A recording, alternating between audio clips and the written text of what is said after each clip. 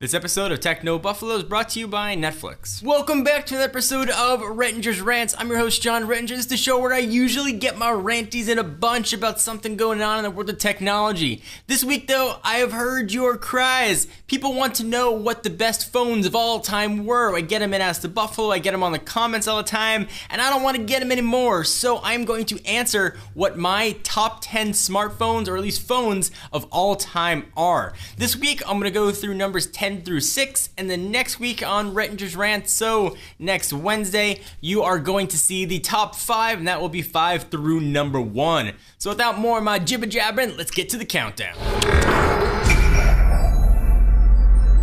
So these are the top 10 smartphones that had an impact on me in somehow or some way, and phones I really thought paved the way for all the phones that we've got right now. Let's start with number 10. This is the Nokia 5100. This was my first phone back in 98, 99-ish, and it started my love affair with the industry. It had removable faceplates, and of course, I rocked a yellow Lakers cover. The crazy thing was, though, it needed a separate battery in order for it to have a vibrate mode, which used to be pretty standard back in the day. This thing was built like a tank, although that vibrating battery only lasted a few hours, but it was all I needed to play some Snake. I love me some Snake.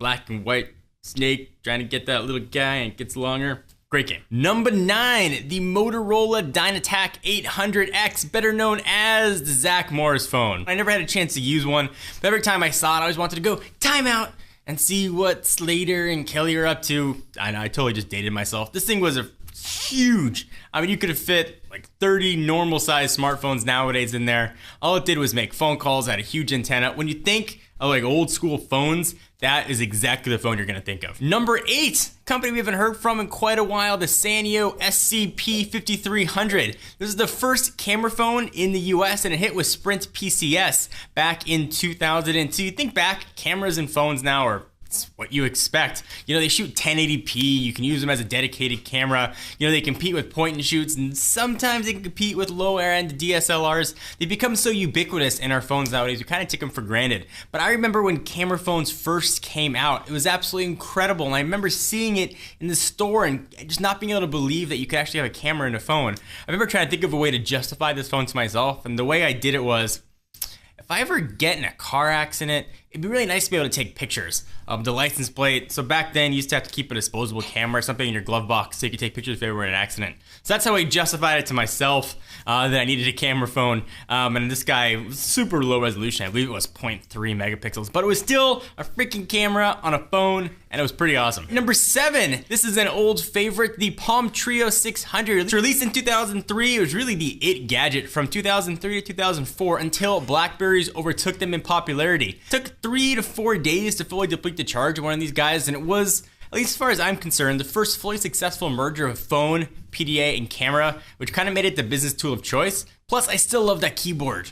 Poor Palm. It ran Palm's OS, which they used until not that long ago. When it was first released, it was incredible. It was a full PDA. You could use a stylus on it. You can make phone calls. It had a super bad web browser, but it still had a web browser. It was pretty impressive technology for the day. And the phone packed it into a pretty nice size as well. If you look around though, you still might see a few people rocking a Palm Treo. Maybe its sequel to 650, but you might still see them out in the wild. Number 6, the last phone on this countdown is the BlackBerry Pearl. This is the phone I carried the day the iPhone came out in 2007, and I loved everything about it. Unfortunately, once that iPhone came out, I stopped carrying the BlackBerry Pearl, but I love this guy. It took a while to get used to that crazy keyboard, you know, that had the 2 letters per. Once you got used to it, it was super fast, and BlackBerry, even still, had email absolutely nailed. The browser was okay, the music player was okay. The fact that you could have kind of a full keyboard and be able to text so fast on a phone that was the size of, you know, most Nokia phones at the time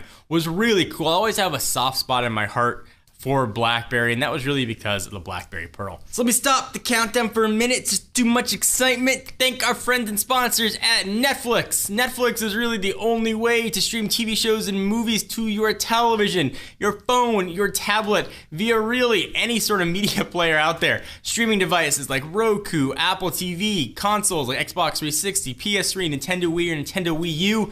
You know it, you love it, you should sign up for Netflix. and let them know we sent you. Go to netflix.com/buffalo and sign up today to get a 30-day free trial of movie streaming, TV show watching action. Again, that's netflix.com/buffalo. So that was our top 6. Next week, we'll be coming at you with 5 till 1.